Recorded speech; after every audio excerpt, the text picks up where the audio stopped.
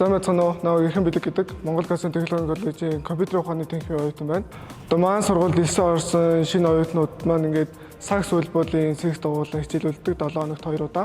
Одоо секс дугууланд хичээлснээр ер нь бие бэлдрүүд арай илүү чирэг болно. Тэгээд багийн ажиллагаа илүү сайжирна. Тэгээд эрүүл зөв дадалтай болно.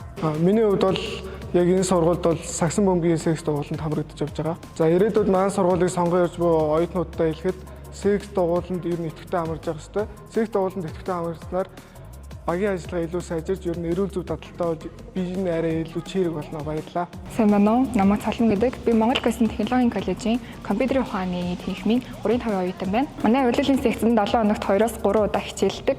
Урилгын секцэнд явснараа бие бэлдэр эрүүл мэндийн хувьд их сайжирдаг. Тэмцээн уралдаануудад идэвхтэй оролцдог. Миний хувьд тэмцээн уралдаанд оролцсноороо хичээлийн тал дээр багаар ажиллах чадвар илүү сайжирдаг юм шиг санагддаг.